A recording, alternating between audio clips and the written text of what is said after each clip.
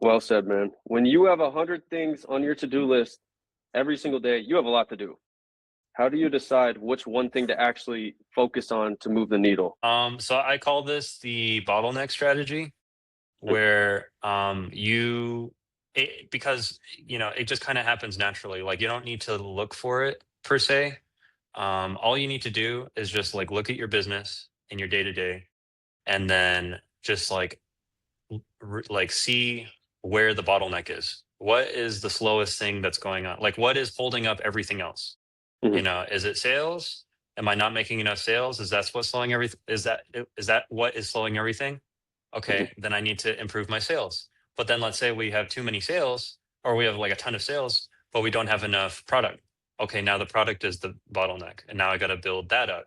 And you just kind of, do this until your whole company just.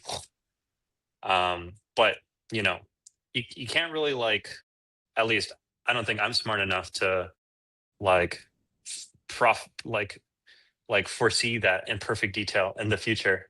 It's just kind of one of those things where organically you just kind of like address each bottleneck until one day you're like a multi-million dollar company. mhm. Yeah. Absolutely, man. Yeah, I don't know if that process ever goes away.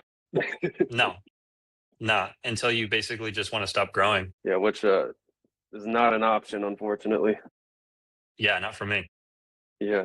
How do you pick the people you work with? Is it more about their resume or is it their specific vibe you're looking to keep this strategy moving? That's honestly a great question. I would say it's a combination of both. Like you have to decide, like a person has to be able to do the job, obviously.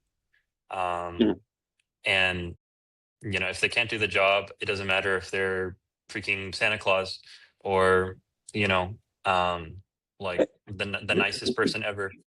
right. Like if they can't do their job, then they're just a waste of time. They're a waste of money. They're not a good addition to the team. Um, Mhm, but at the same time, like they need to have good chemistry with the team and they need to bring good culture. Because another thing that I've learned is that culture is super important for mhm, the success of a company, not even internally between the employees, where like, everyone has like good vibes with each other, which is also very important, obviously.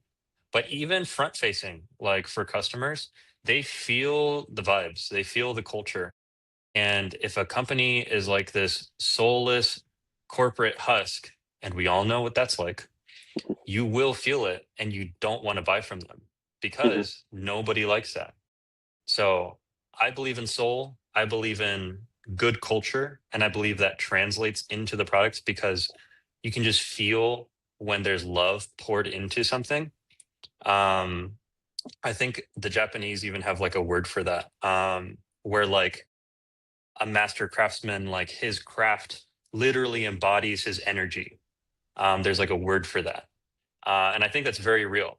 And I think if people can like taste that, if they feel that, the passion, the love, the good vibes, the good culture made from like a group of people, I really feel like that translates into what they're getting from you. And mhm. so I think it only enhances your product. You know what I've noticed? It seems to me that you hire highly intelligent misfits almost, Yeah, I but guess. they're Yeah. great. They're Yeah. good people, you know? Yeah. Like I said, good culture. As long as they can get the job done. I think admittedly, sometimes I lean maybe a little too much into the culture side rather than Hmm. the professionalism side. But so far it's still worked and we're still growing super rapidly. So Yeah. something's working.